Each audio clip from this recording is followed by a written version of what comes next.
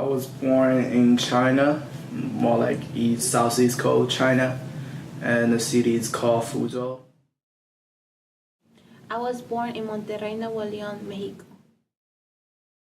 I was born in South Korea, Seoul City in South Korea.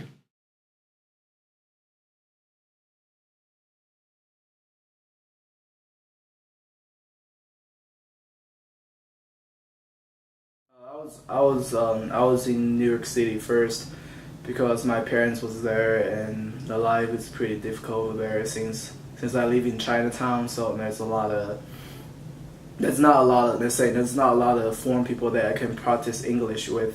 So school is really hard for me, and in the area I live in, it's kind of not that good. So I have to go to school with a lot of difficult people.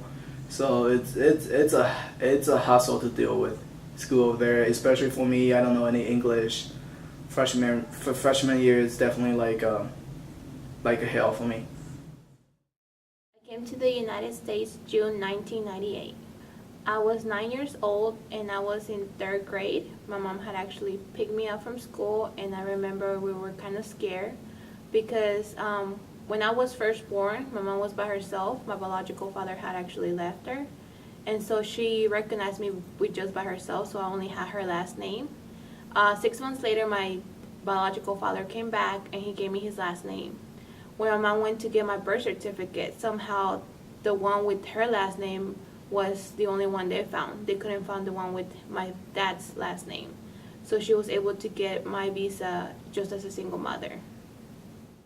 We came to the United States because the jobs my mom kept getting were not enough to support two daughters, and her family pretty much turned her back on her for being a single mother. So the only one we could succeed and be okay was for her to bring us to the United States to have better futures. I came America 7 years ago, like 2007. 우리나라는 성년이 되면은 20살이 넘으면은 남자들은 무조건 군대를 2년 동안 가서 군 복무를 해야 돼가지고 가가지고 군 복무한 중간에 부모님이 미국으로 가셔서 그래가지고 저도 부모님을 따라서 미국에 왔습니다.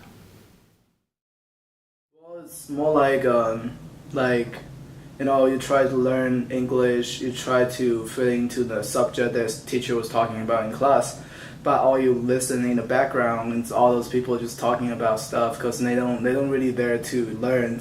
It's just that there to it's really difficult, especially for me, because I got thrown right into those. I don't have ESL class. I never went to one of those. I got thrown right into with all those regular people being speaking English for so long.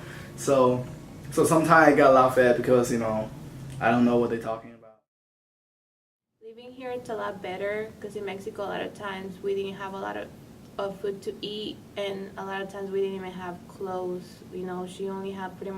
She could only afford the uniforms for school and maybe like 1 or 2 outfits, and that was it. So living here, it was like we were rich. To us, we were rich. The things my mom could get for us, like we had outfits for each day.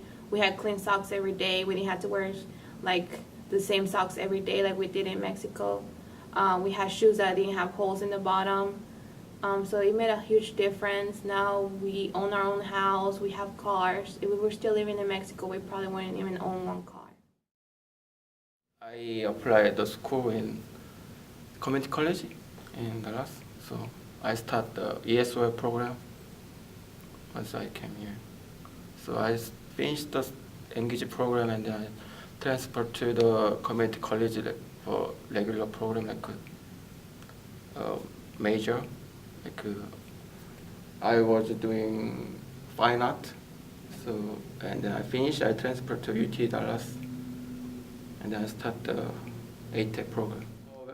At the first year, I was really felt difficulty to living in Dallas because my English was not perfect. Even though right now it's not perfect, but it's difficult to go when I go somewhere. I have to ask somebody like if I have question. Well, I couldn't ask because I felt like I don't want to say anything because my English was not perfect. After I graduate, I want to get the job so I can get another different kind of visa like H1. Then I try to get the green card. Permission to study here, so I have to. It's a kind of official permission to stay in America as the like foreigner. Like many international students here, they have a F1 visa. So. I'm actually a citizen right now. I became a citizen July 2012. My process was kind of long. When my mom married my stepdad, she married him in 2003. He was a white American.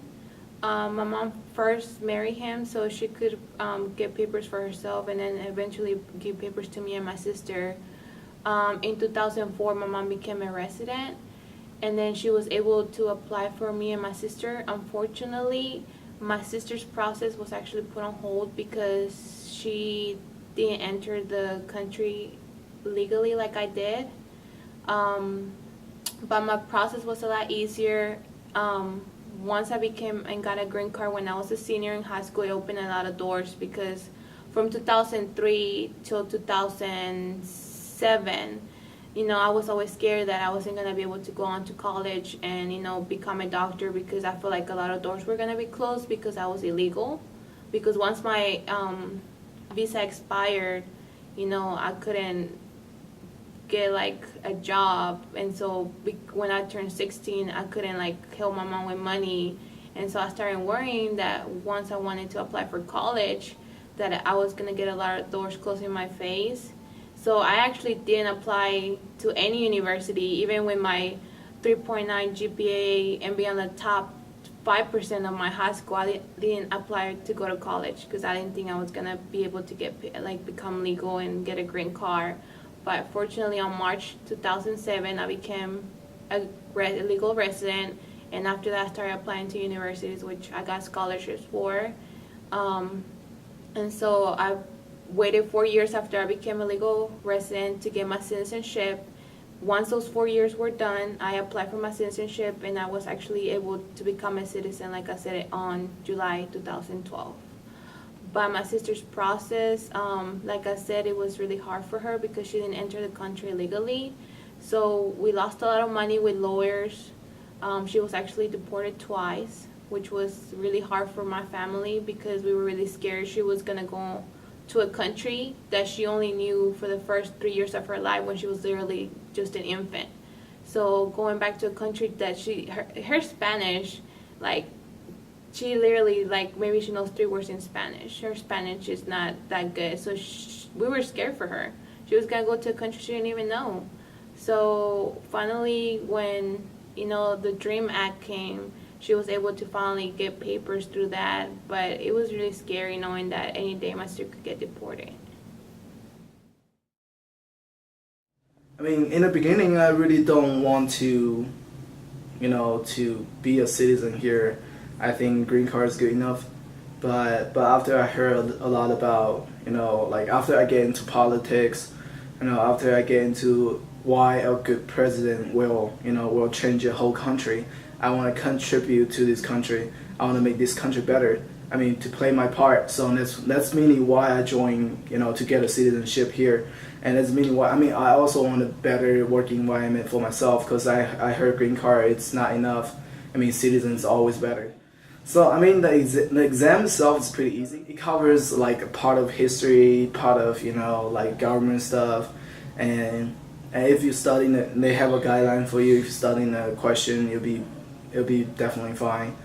And, the day that I took the exam, the guy who examined me, he was pretty nice, He asked me why I joined the United States. I told him exactly the same thing. And he's like, okay. Then he just like, you know, just like test me, and then we pass and we talk, and he has to talk about the application you fill out.